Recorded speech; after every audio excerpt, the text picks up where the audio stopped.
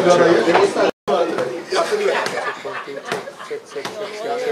2 check 1 2.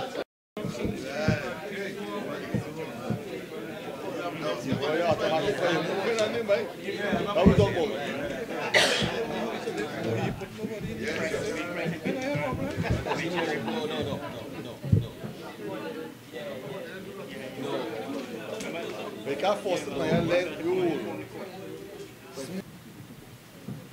All right, let's pray. Almighty God, we indeed give you thanks and praise, of God, for another day like this day. Lord Father, and as we come here together, oh God, to continue to edify and to inform and educate the nation, oh God. Father, we pray, oh Heavenly Master, that the words would go forth with might and with power. Father, we pray that you continue to guide the President General in everything that he do and everything that he say. Father, we pray even for the media in a most special way this morning, oh God, that their Heavenly Master will carry out and to distribute the information, oh God, fearless and without favor. Father, we pray that you will guide each and every one of us this day. In Jesus' name we pray. Amen. Amen. Thank you. Welcome once again for an update, press briefing as to the state of Petrotrin in relations to the termination of workers, which is supposed to occur come Friday, the 30th of November. Now, as you know, the Industrial Court delivered judgment in the industrial relations offense matter that the union would have filed relating to the April 3rd Memoranda of Agreement. And that judgment was delivered last week, Monday, the 19th of November. But more importantly, for the information that we are about to disseminate this morning, the order of the court that was delivered last week mandated the following to occur. And that order was to order parties, both the union and the company, to meet and treat in good faith to ensure that the workers of Petrotrin, all of the workers of Petrotrin, that their issues relating to pensions, medical plan, casual temporary workers, other benefits and so on, that those issues are treated with so that those workers who come Friday, who are going to be unemployed as a result of a decision taken by the government and the management and the board of Petrotrin, that those workers receive their benefits in accordance with their respective collective agreements. And so it is only fair that at the end of the day, those who took the decision to close the company, claiming that that decision will benefit the country, it is only fair that they compensate the workers who would have been employed for years, some of them as much as 44 years, 43 years or so, 30 years, and so, for the duration of time that they would have been employed with Petrotrin. And so the court mandated, and I want to again place on record in the context of the discussions that we were having with the company over the last, 6 or 7 days, what the court really wanted us to discuss. And so the court said for the next 6 days, starting the 20th, that's last week, Tuesday, the parties, both union and company, are to meet and treat in good faith and discuss with a view to arriving at solutions, agreements for the following. What criteria is used for the rehiring process? What is the proposed structure of the company, it's the new companies? Pensions and medical plans of the workers, workers' saving plans and other benefits, computation of termination packages, outstanding loans which the workers may have. The court went on to say that these are fundamental issues of collective bargaining, which parties should treat and negotiate with a view to arriving at a resolution. And so we embarked on that mission to achieve just that last week, Tuesday. As we would have said prior to this meeting here this morning, this press briefing, that on the first and second day, we would have put before the company all of the issues as we see them, outstanding issues, issues related to pensions, medical plan, casual and temporary workers, and so on, and call for a response on those issues. What we would have observed is that the decision makers, the members of the executive leadership team, the chairman and the board of directors, none of them were present at those meetings. And what we were faced with, just mere messengers at the level of the local management. And therefore, we would have challenged the absence of the decision makers in respect of the court order, claiming that that absence constitute bad faith discussions and so on. Because if the court order that you meet with requisite personnel representing the company, the court envisaged that we would be talking with decision makers. And so we would have alerted the management to convey to the board and its executive leadership team our feelings and our position, our legal position as advised by our attorneys on that particular issue. And we would have written to them, recorded, reduced our concern in writing, and sent it on to them as advised by our attorneys. What that did is provoke a response from them which said that they did not have to be at the table discussing these issues. Subsequently, it seemed as though they were properly advised, and then they communicated that the chairman would sit in on the meeting come Monday. So what in effect I'm about to report this morning, it means that it was one day or part of one day yesterday that the chairman would have found time to sit with the union as ordered by the court, which really was insufficient. So we had just a few hours, about 3 or 4 hours of active engagement in respect of what the court ordered to be 6 days of engagement and negotiations and discussions to arrive at a proper resolution to all of these issues. Continue to bear in mind that these are not normal negotiation issues where the workers continue to have a job. These are not normal promotion or grievance issues where the workers continue to have a job and where those issues are discussed with the management. These are issues on the brink of those workers being severed from their jobs, so that no longer come after Friday, if these issues are not resolved, the workers would have an opportunity to have their union discuss these issues. And when that happened, and in the context of a careless and reckless executive leadership team and board of directors, supported by a careless and reckless cabinet and government, when that happened, the workers, if these issues are not resolved before that, the workers will be thrown under the bus, on the pavement and in the street. Really, the workers' issues will go a-begging. And it is the responsibility of their representing union, the Alvis Workers Trade Union, to ensure that those workers get what is due to them with respect to their respective collective agreements, their terms and conditions of work. And make no mistake about it, we have been pursuing that, and we will continue to pursue that until the very end and even after the closure of Petrotrin. But more about the closure of Petrotrin after I just continue this brief report.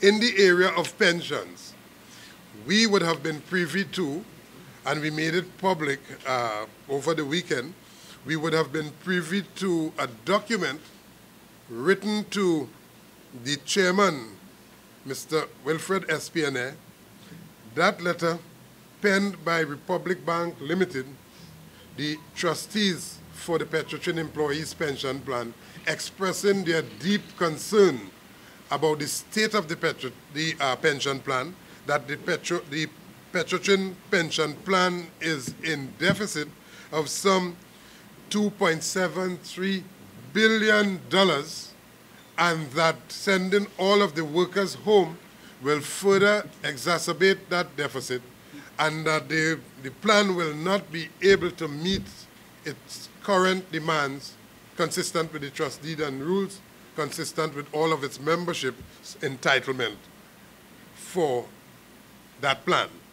And therefore, as trustees, they were not taking any chances, because theirs is the responsibility to ensure that every single member receive all of their benefits after the closure of the company.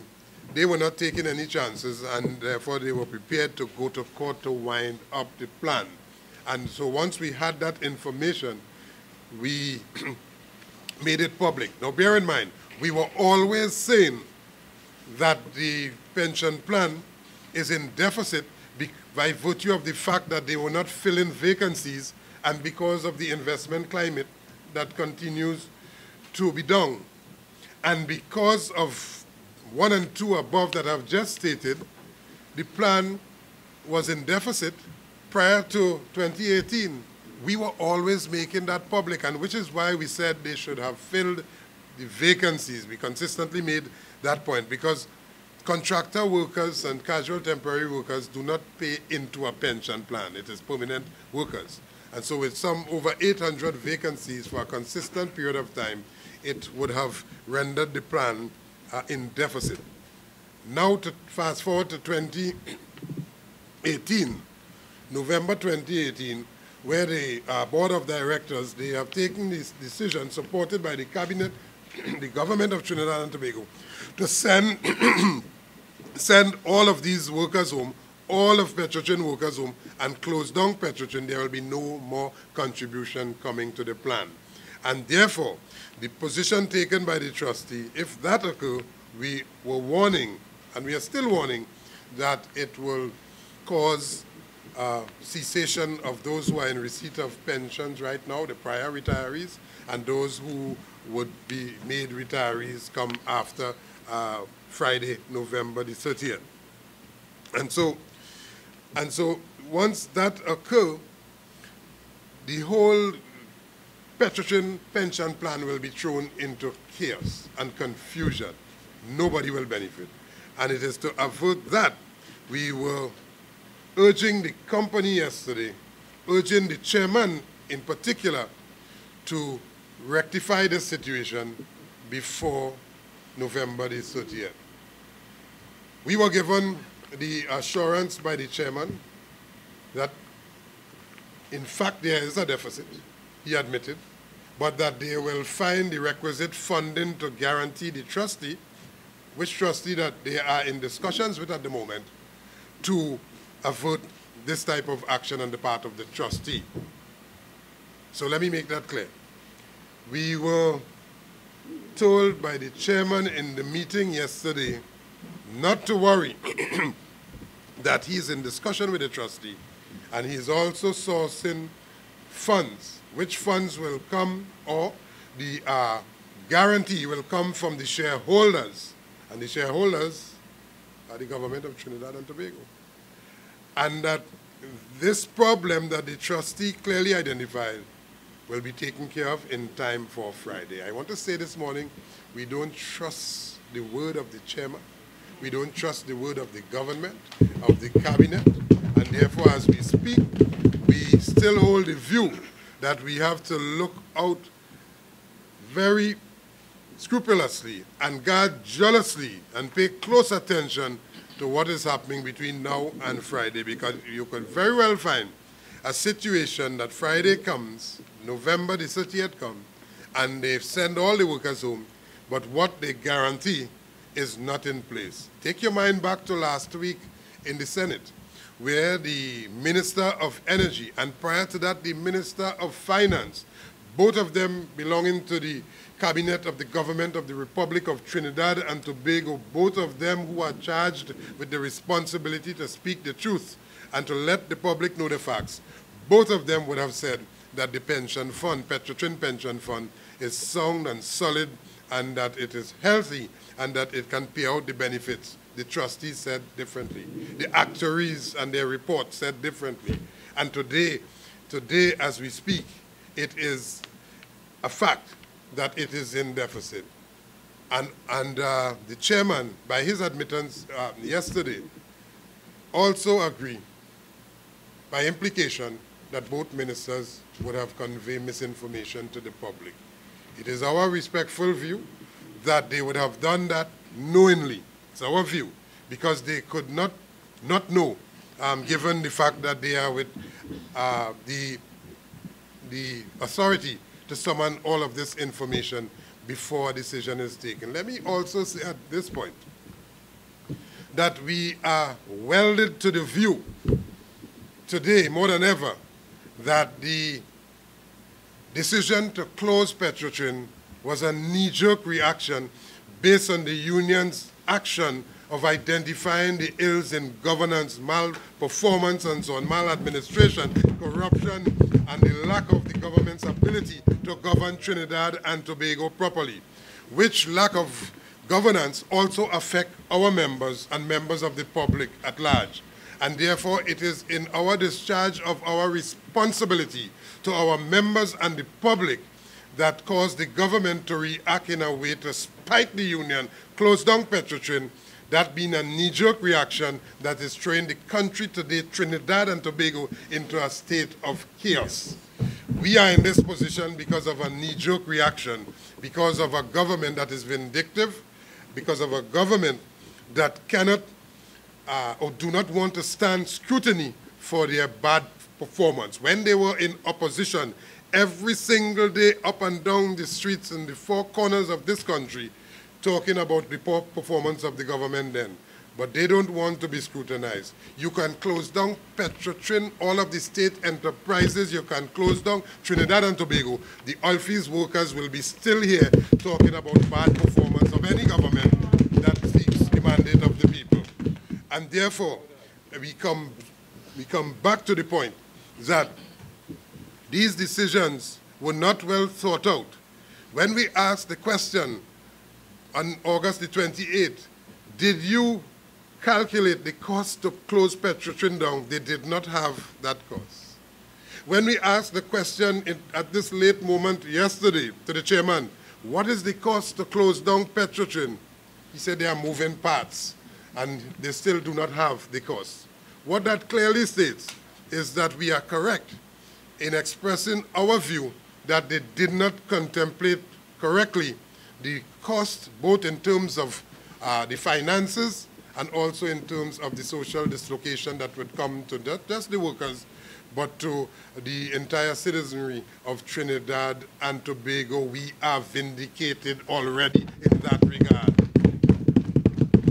And so we are saying that we are warning, we are putting in place a warning that come Friday, be prepared if they come back to us and we recognize that they did not put in place the guarantees that are necessary to ensure that workers get a decent pension post their termination as they close Petrotrin. You can't close down the company, send all the workers home, and send them home empty-handed, man. And as I say that, let me also attach to that the issue of severance package and so on. We are with information that as we speak, they could not guarantee yesterday, because that is another one of the issues that they are to guarantee between yesterday and Friday to ensure that all of the severance packages and so on, all of the packages that Prime Minister said that they will enhance and so on, and they will not, the Petrotrin workers will not be treated like the Caroni workers or so. They will be treated similar or even better, and they would not be thrown on the streets and all of those things. Up to yesterday, they could not say for sure that the money is in place to pay severance payment to all of those workers that they are prepared to send home by November the 30th come Friday. And therefore, it makes a lie when they said consistently over the period of time from August to now that they are going to pay off all of the workers. That is another area they did not contemplate properly, the cost of that particular benefit to the worker. They did not. Those persons who they brought in to preside over the closure of Petrotrin is not, let me say at this point, it's not the union who closed Petrotrin. The union had another plan. It is a myopic government, a government that is vindictive, that took the decision on the basis of the mandate that was given to them by the public to govern in the interest of the country. They took the decision to close Petrotrin and to throw all workers out in a chaotic and catastrophic situation. And it is not the union. It is the union that continues to fight consistently at the court, in the streets, and elsewhere to ensure that all of the workers' benefits are secured. But more than that, that the country benefits as a result of a viable state enterprise and so on. So don't blame the union at all. Take that out of your thought if you ever was thinking that. And so the issue of severance package, as is the issue of pensions, as we speak this morning, we are not convinced that all is in place to ensure that all of the workers get all of their termination benefits and so on, and their pension arrangements. As a matter of fact, in terms of the pension, there's what? Some 1,000 plus new retirees, pensioners. Workers are going to be made pensioners as a result of early retirement from Friday. 1,270 workers are going to join the pension arrangements to receive pension from the 1st of December. What that does is further exacerbate a plan that is already in deficit. And it is that the trustees are speaking to when they say you cannot do that and expect to have the pension fund functioning properly functioning, because it is not properly funded.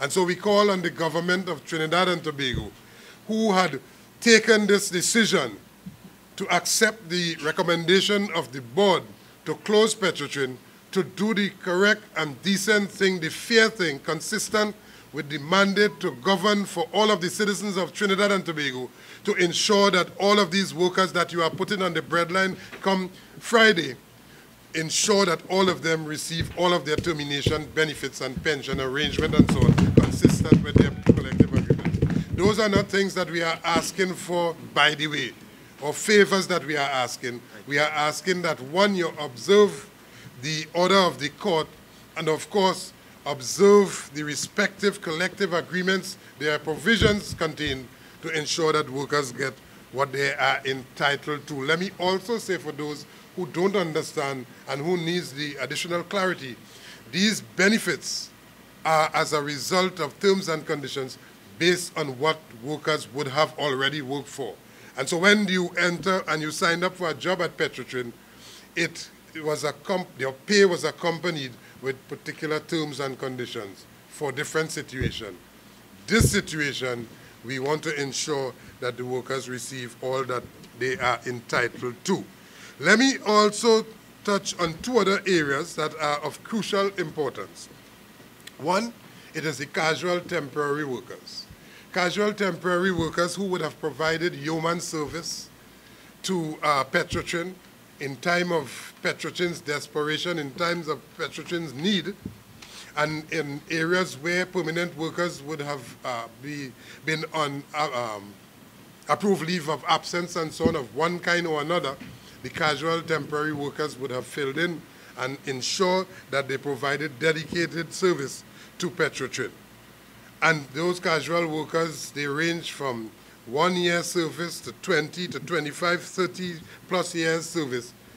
But not all of those casual and temporary workers were treated fairly in this situation. As a matter of fact, we have found that those with long-standing service, 15, 20, 25, 30 years, they were just sent packing without one additional cent. How callous can these people be? These people who came from wherever they came from, how callous can they be to treat casual temporary workers? Which casual temporary workers have commitments like everybody else? They have loans to pay, families, children to send to school, and so on. And just put them on the breadline because they closed the company down. That is another devastating impact, perhaps even more devastating to those, the hapless group that we identify as casual temporary workers, but which group of workers would have provided a level of service to the company over the years they would have been employed in a casual temporary relationship with the company. They are people too. Casual temporary workers are human beings like everybody else and ought to be treated with a high level of dignity and respect. And therefore we called on the chairman and his board of directors to go back and review their inhumane position of not giving these long-standing casual temporary workers any benefits at all. And so we come to the medical plan. And perhaps last, but certainly by no means least, in that this is a matter of life or death, that you have existing in Petrotrin medical plan arrangements that seeks to provide medical care and attention for active employees and retirees and their dependents. And that those identified as active employees and retirees, they at this point in time are entitled to, through the provision of their respective collective agreements, that which they would have worked for during their years, employed the retirees, that is, and the active workers for which they are working for, currently a level of benefits which takes into account their current medical situation. What Petrotrin would have done, what the chairman and the board of directors would have done as they close Petrotrin and take away all of these benefits from the workers, what they would have done, they would have searched the market and found the most minimal, bare-bone medical plan arrangement, the worst medical plan arrangement in the country or perhaps in the region, and offer it to and compelled the retirees and workers to sign on to that as they are departing from their jobs and their benefits that now currently exist. There can be no greater atrocity than to dislodge retirees who today are in desperate need of medical care and attention from that medical care and attention and place them in a situation where they are left for dead. That is what Petrotrin's board and its chairman, supported by the government and the Minister of Finance, that is what they are offering to our retirees who would have served for country, provided and placed food on the table for the country by their service that they would have given to Petrotrin and all of the companies that that would now form Petrotrin. That the country was able to benefit from some over $60 billion in revenue coming from Petrotrin was as a result of those who risked their lives and limbs. Some of them would have passed on, ensuring that the country get revenue from a company that they would have worked for. And by virtue of what they would have outputted back then, all we are calling for is for decency in treatment, humane treatment to our retirees and to those who are now going to be placed on the breadline. What they did is that they found a carrier, Sagicor, to say to those retirees that they are not going to accept their pre-existing medical condition. So all of those illnesses that would have been brought on as a result of occupational exposure and hazards and so on, exposure to high temperatures, exposure to high pressures and chemical and so on. Long hours of work in particular environments, not conducive for human existence beyond a certain period of time. All of those things would have impacted on the health of some of the current workers and, of course, on the health of the retirees. And so as they retired, those illnesses would have come on and they would have been inflicted. And if there was ever a time that the retirees need a proper medical plan, it is now in their post-working years. And it is the insensitivity of this board and its chairman and its the cabinet and so on, that they will throw all of these retirees on the street. Tell the country that they are treated fairly. Tell the country that they get too much already, and leave them for dead.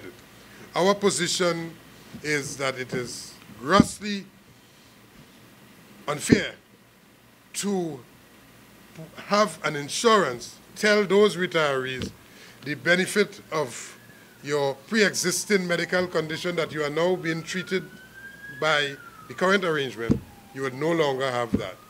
And that for 20 months, 24 months alone, you will have medical coverage, a bare bone inferior medical coverage, which will come to an end in 24 months. And after that, you at that stage, all of the employees, the majority of them, indeed all of the retirees, will be uninsurable. No insurance would want to insure someone who is 70 years, 60 years old, 75 years old, 80 years old, or even 50 years old or so. They are placing the Petrotrin workers in a situation of perpetual devastation from which they will not be able to recover if we allow that to happen. The OWTU's position is that all of the retirees, those who are there, they are prepared to make retirees come after November the 30th Friday.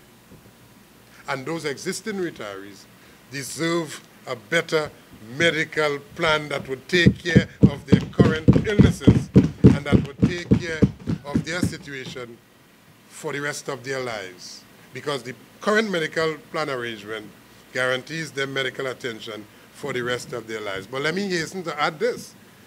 When you place some 6,000 plus retirees and their dependents, and you add to that the additional retirees and active employees, all of whom would not be employed, in the public healthcare system, which public healthcare system, SWRHA, is already stretched beyond its limit and cannot deal with the current delivery of medical services to the country and to this part of the country, you will further exacerbate, well, we're not too sure how that will play out, because already you have people coming to that institution and having to wait some 48 hours before they get a bed. And when they do get a bed, they cannot be treated, they cannot be given medical attention and so. And when you add to that this arrangement, this outflow of Petrotrin, if you did not put in place a proper medical plan arrangement, it will be sheer chaos at our nation's hospital, the likes of which they are unable to deal with currently, and we are certain that they will not be able to deal with that post-November the 30th if they have their way. So we call on the government, who accepted the recommendation of the board for whatever reason, and we know why you did it. We call on you to ensure that the workers of Petrotrin are treated decently, fairly, and in the most humane way to ensure that they get their benefits that you say that you are prepared to pay. Big, big talk about send all of the workers home. Trying to get the union out of Petrotrin, and by the way, this is something that is spreading across the country because we see where it seems that there's some contest or some attempt to see how much workers this government can send home before their time to go home. There's something that tells us that they are trying to get as much persons, as much workers, human beings, away from active employment before 2020. But that's another matter, and we are certainly going to be dealing with that in a particular way. But for this morning, We just want to alert the population as to what is occurring in this company that is called Petrotrin, that they want to make history. And let me also say that what we are dealing with, brothers and sisters, comrades, members of the media, is the closing down of the biggest state enterprise in the English-speaking Caribbean. There can be no match to this state enterprise that is called Petrotrin. But with one fell swoop, somebody decided the best thing to do is to close it down. Let me also say that leaders throughout the region continues to express horror, shock, amazement as to how that can be done in the context of looking at their own economy, which has very little in some instance and nothing in other instance to do with oil and gas or energy. But they vow that if they ever had the blessings of a refinery and a Petrotrin, the last thing that they would have ever thought in 1,000 years is to close that down. And therefore it is so myopic on the part of a government that they thought knew better. The first or the only exercise, the only option they can exercise is to close down this biggest state enterprise that we can find in the English-speaking Caribbean. Thank you very much, and we'll take any questions. Questions is the appropriate question, because at the close of yesterday's discussion, we requested, we demanded that those answers be placed before us, and to do that, we confirm a meeting at 3 p.m. today. So they haven't heard us, the chairman haven't heard us for the first time, because I did make the point that the decision makers, consistent with the court's order, they were absent for all of the days except for yesterday for about 3 or 4 plus hours, not quite 5, and that having heard us, that we expect to get some response on all of the issues that I have identified here this morning, and some of which I did not identify, but all of which was placed before the company. The most important and critical issue is pensions, severance pay for all of the workers, and the issue of medical plan for all of the workers, and of course how you treat with casual, temporary workers and so on. All of Petrotrin workers. Yeah? Trinidad and Tobago will rue the day not too long from now for this decision that was taken here to shut down Petrotrin. We will be vindicated time and time again, but sadly, that vindication will come with a heavy price tag, not only in terms of finances and the economy of this country, but that price tag will also be identified with high levels of social dislocation coming to the workers and to people who are not even now connected with Petrotrin, but you will feel the ripples of this decision far and wide throughout Trinidad and Tobago. I assure you that. Already we are seeing, I continue to make the point, and I urge the media to do some investigation starting from tonight. Go to those filling stations that sell regular gasoline, and you would see the long lines of motorists stretching for what? Kilometers, yeah? Lining up, spending 2 and 3 hours of their time each night just to get a fill-up of regular gasoline. You know why? Because the increase in super gasoline, many people in Trinidad and Tobago just cannot afford it, and therefore they suffer on a nightly basis the inconvenience of having to wait long lines at those filling stations for regular gasoline. That is how our people, that's progress for our people. While those ministers have no such problem. While those who are connected to the government and their friends have no such problems at all. They get their fill of premium gasoline and so on because they can afford it. They get their fill of super gasoline despite the increase in cost because they can afford it. It is poor people who have to suffer on a nightly and daily basis as a result of the increase in gasoline. And when the OWTU speak, whether you like us or not, I don't want anybody to like me. I have my family to do that. I don't want nobody to like me. My comrades and my family, they can do that for me. And so we take the risk daily of speaking truth to power and telling them where they are wrong and where that wrong is resulting in grave injustice to the people of Trinidad and Tobago. People are hurting. People are suffering in Trinidad and Tobago, and it seems that nobody cares. What we are about to do is to make that line longer, to make that hurt be even more people to be hurt in Trinidad and Tobago, and it seems that nobody will care. I raised it once, they said nothing. I raised it twice, they said nothing. I might raise it again, and he raised it, and he raised it, and he raised it. And when you shut down the refinery, our only ability to produce fuel for this country, what in fact you do, you further exacerbate an already deadly situation. And then when you import fuel, what in fact you're going to do is you are now, you have to pander to the prices of that commodity based on the price of oil internationally. We are not price makers, we are price takers, and I don't know how many citizens who would support this government, some in silence and some trumpeting their misinformation. I don't know if all of them understand that Minister of Finance cannot make the price or set the price for oil. Minister of Energy, Prime Minister in this little dot of speck of land on the globe cannot set the price of crude.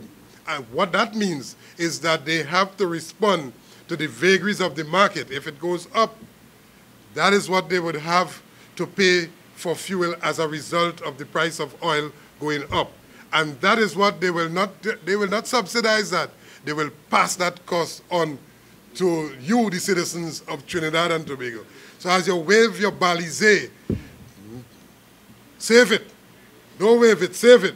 Because you will no longer have the wherewithal to put food on the table. Save it because you're going to have to put that in your pot and cook it and eat it. Because that self will kill you. Yeah? Balize soup.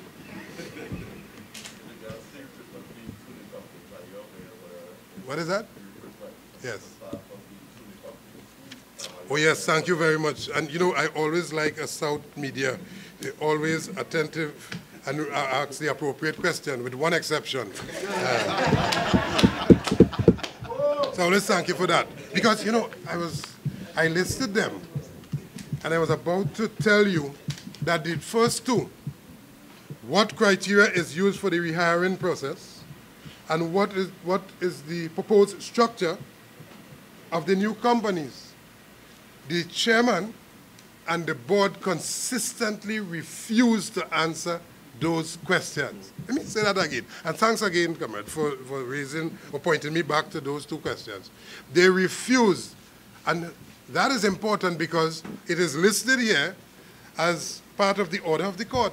And therefore, to refuse to answer those questions constitute contempt of court.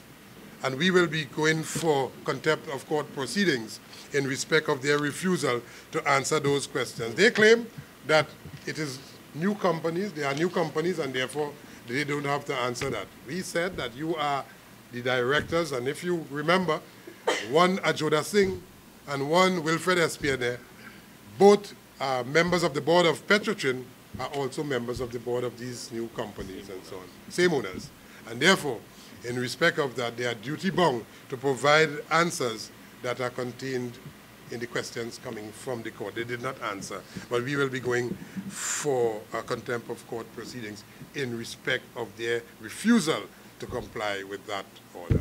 Yeah? Are you able to say when? Well, when this exercise is completed here today, and we get the answers, maybe they might have a rethink of their position. We will wait to see what will happen this afternoon, and certainly the media will be informed as to when we file that. But to file it, we must, simply because they did not. And just bear in mind, all of us, we are in this position. We are holding this press conference this morning on the 99th and three-quarter hour of the shutting down of this, the biggest state enterprise in the English-speaking Caribbean, because of a particular decision which should not have been taken. And if they had honored the memoranda of agreement dated April the 3rd, sitting down and discussing with the union ways in which we can meet all of the challenges. We always said that the company is in problems. We always called for the restructuring of the company before anybody did. We always said that the organization is bloated at the top and it ought to be flattened and so on, too much top management and so on, and that a proper and more streamlined restructuring of the company, making it more malleable to deal with the vagaries of the market and so on. We called for restructuring years ago. Yeah? And had they engaged us consistent with the memoranda of agreement, we would not have been in this problem. And so by virtue of the judgment finding them guilty, our words, finding them guilty of committing an industrial relations offense, because that is what it was, that they were mandated to do certain things which they have not done so far. And so these people continue to feel they are large and in charge and they are the best thing since sliced bread, and that they can call devastation and destruction. But the worst part of that, I want to reiterate for yet another time, they do that with the support of the cabinet and the government of Trinidad and Tobago, who had a different mandate, a mandate opposite to what we are seeing occurring right now. Yeah?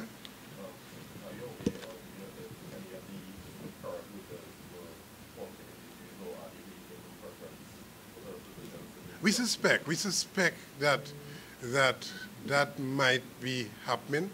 There's always an attempt to fool some people, but sadly, in that attempt to fool some people, there are always people who would willingly be fooled, and therefore what in fact they want to achieve, which is why they refuse to answer the question, is to pay minimum wage, pay, have very little or no terms and conditions, no health and safety protection and so on in those new companies, essentially to exploit workers. They want to get the union out.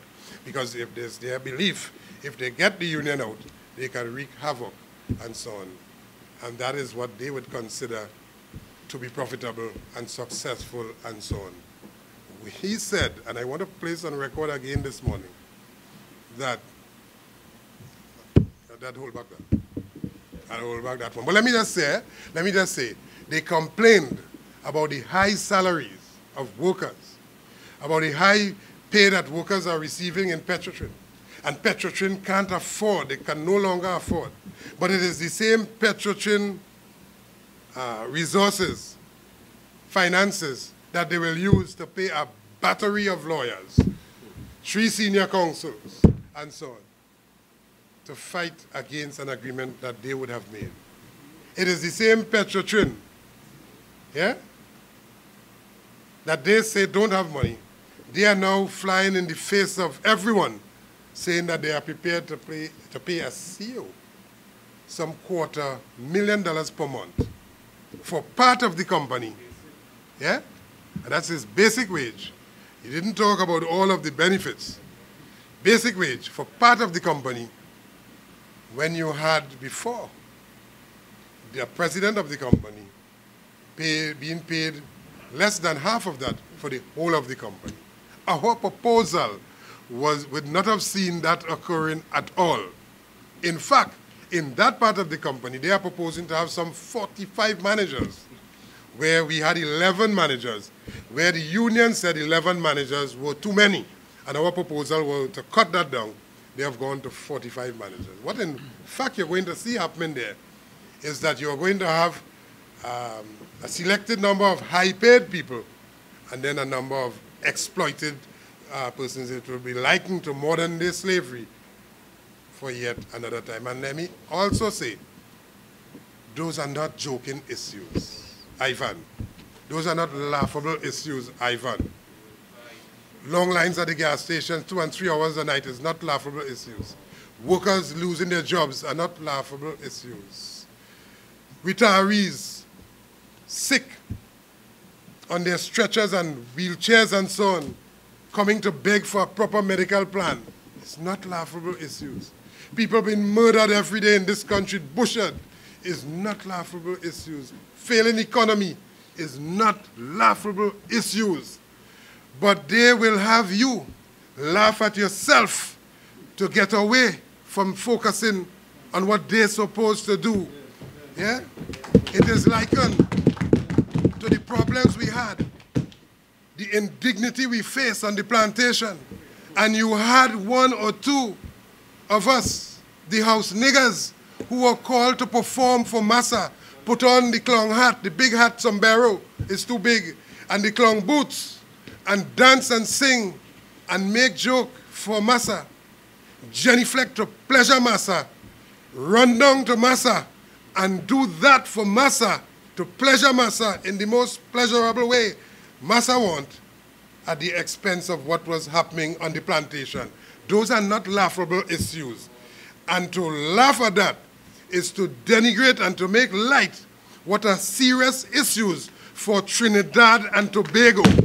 Trinidad and Tobago ought to stop laughing at and with persons who are likened to the house niggers back on the plantation. And anybody, I'm not afraid or ashamed to identify anybody who tried to reduce serious issues.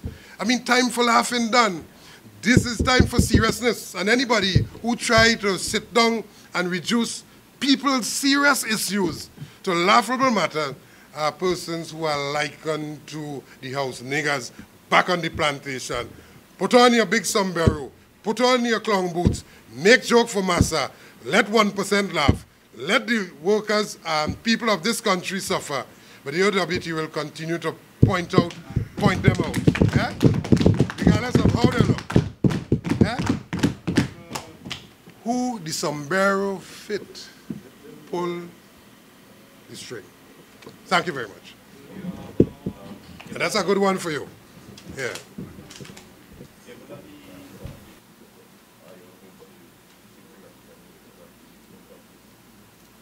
Yeah, well, I prefer not to comment on that at this time, but certainly you cannot remove the OWTU from oil and gas. It's like trying to remove the S from Superman's chest. It's like trying to, what, remove the white out of milk and so on? No, it's not going to happen. The Oilfields Workers Trade Union was born and bred in the oil field. We will continue to stay in the oil field to represent the interests of not just the workers, but the interests of the country. Thank you very much. Yes? Yeah.